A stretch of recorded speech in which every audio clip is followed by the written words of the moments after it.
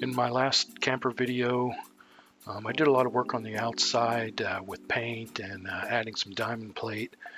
And I'm going to continue working on the outside, adding some trim around the diamond plate. But before that, I'm going to start on the inside, working on the kitchenette area. I'm Daryl, and this is the WoodHaven.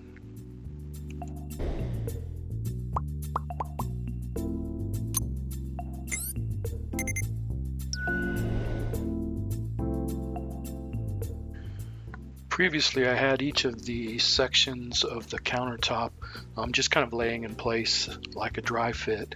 But now I need to figure out a way to be able to lift these so I can have access to what's beneath. So I'm going to be tearing everything apart here, or just removing it, and framing this up in a way that will allow me to gain some access.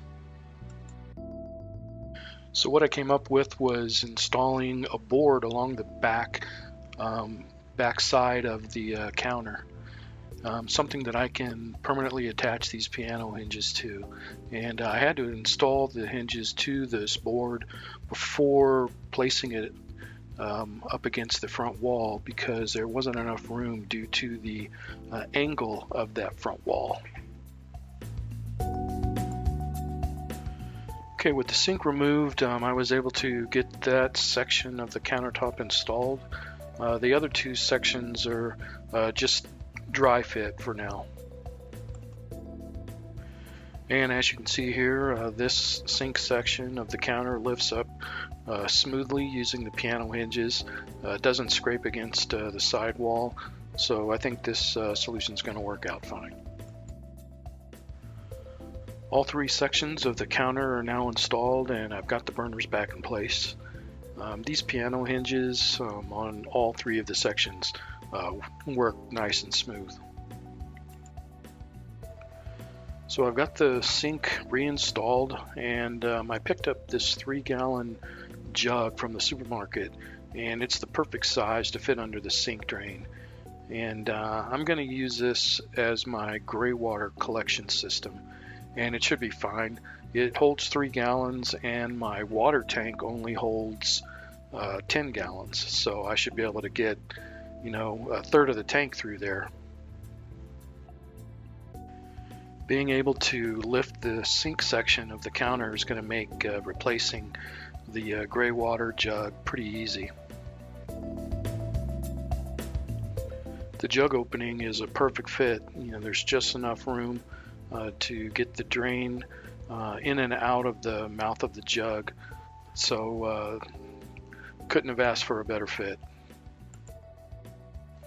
With the burners back installed, I wanted to test them out, so I attached a propane tank to the one on the left and started it up, and puts out a pretty nice flame. But this kind of let me know that I've got to do something about the backside of the burners. So I need to put up something that's going to protect the paneling with, from the flame. So I attached this 24-inch by 24-inch sheet of stainless steel behind the burners. And then just below that, I installed a piece of quarter-round trim along the bottom behind the sinks and burners. So I think this stainless is going to do a good job of keeping the flame off of those panels.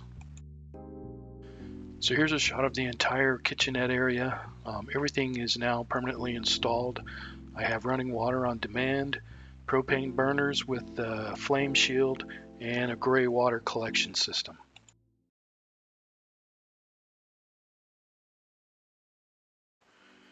At this point, the camper is far enough along that I could take it out and use it if I wanted to.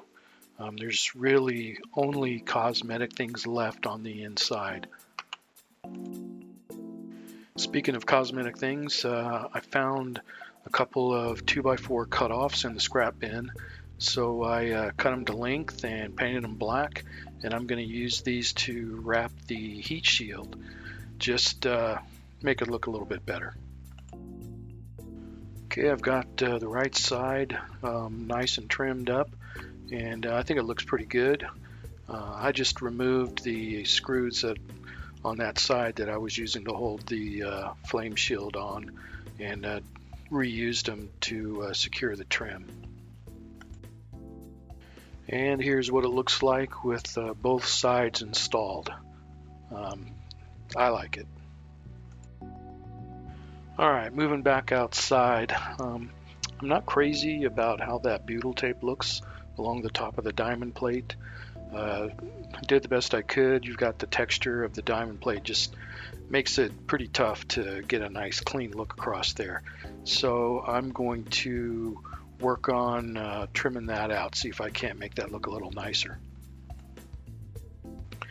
Okay, creating this piece of trim was a lot tougher than I thought it was going to be. Had to make a lot of crazy cuts, mainly because I already have that electrical input box installed, so I had to work around that.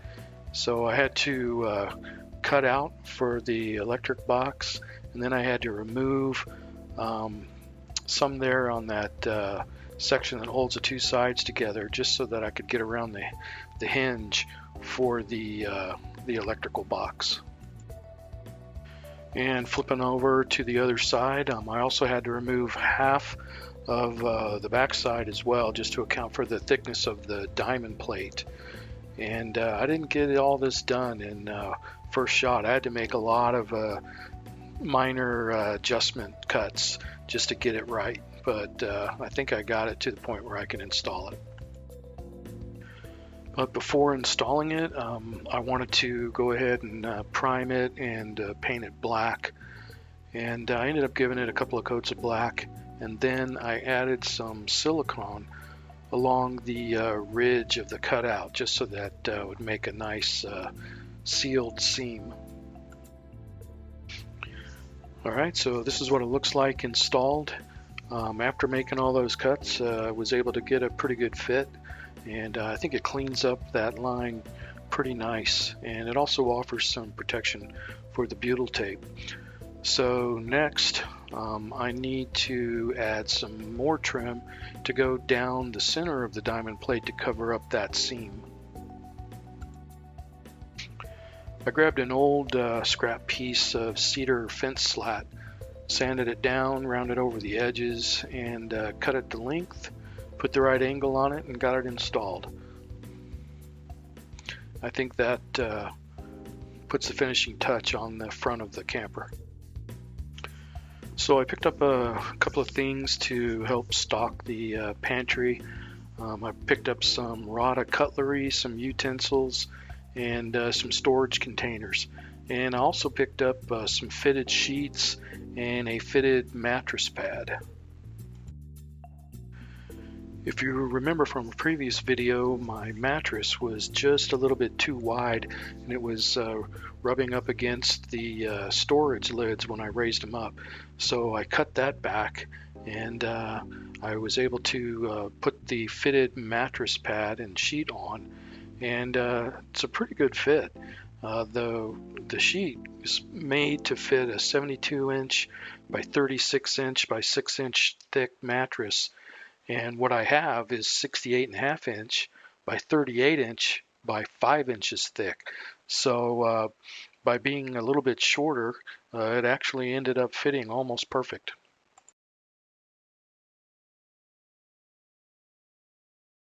So here you can see that I have plenty of clearance now to open up the storage benches on both sides without any problems. And here I threw a blanket over the mattress as well, just to kind of simulate having a made bed. I wanted to see if that caused any interference with the benches. And even with the blanket on, I still have plenty of clearance, so shouldn't have any problems anymore with that. And I've been using the small square container to the left of the green jug as a clothes hamper, and I'll have something similar on the other side as well. So on the other side, I'm going to be placing a cooler on the left side of this bench, and then I've got a crate on the other side that I'm going to be using for food items that don't need to be refrigerated. And I also have a ton of storage under the bed area. So here I've got 3 crates that I can move in and out of that area, and I can store all kinds of stuff. I also have this larger cooler that fits nicely here in the bathroom area. And since I don't have the bathroom area done yet, I could use it for storing this cooler in the meantime. So that's as far as I got this week. So I want to thank everybody for watching, and I'll talk to you later.